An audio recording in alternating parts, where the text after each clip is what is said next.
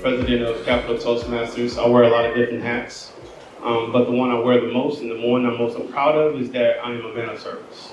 I serve this community.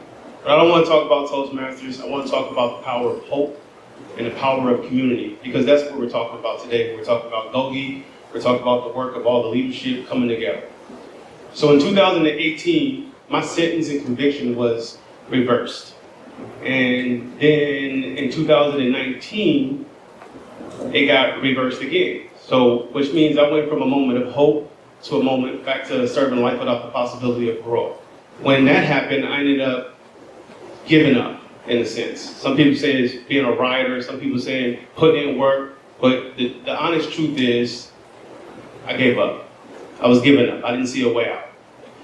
I get into a fight, I get sent to Snake River 2019. While I was at Snake River, one of my counselors comes to my door and says, Hall, got this program, GOGI.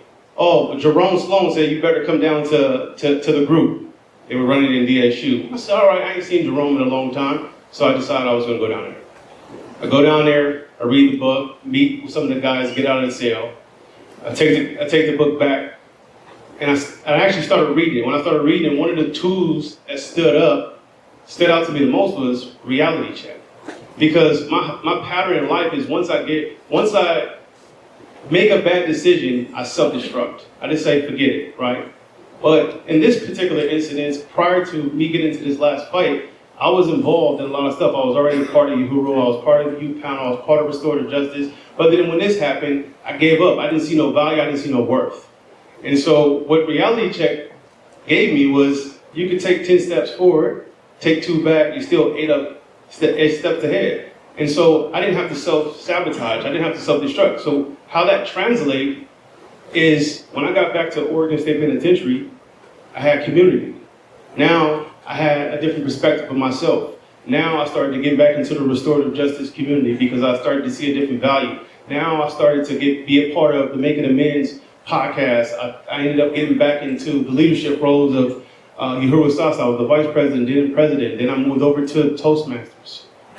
Why this is important is because all these leaders up here, we support each other because we challenge each other, we teach each other, and we hold each other accountable.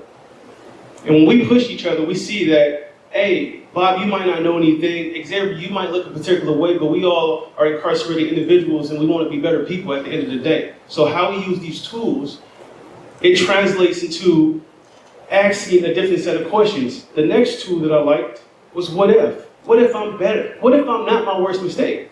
What if I process some of the traumas or all the traumas that I struggle with? What if I love instead of hate the system and hate these other people? What if I realize that I'm greater than what I was told in my life? What if, right? These are some of the things that we ask in restorative justice too. What if?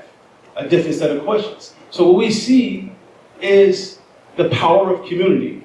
In January 2000, this year, Governor Kate Brown commuted my sentence to life with the possibility of parole. I got a board hearing on December 20th. So I went from life without parole to life with the possibility of parole this year for a parole hearing.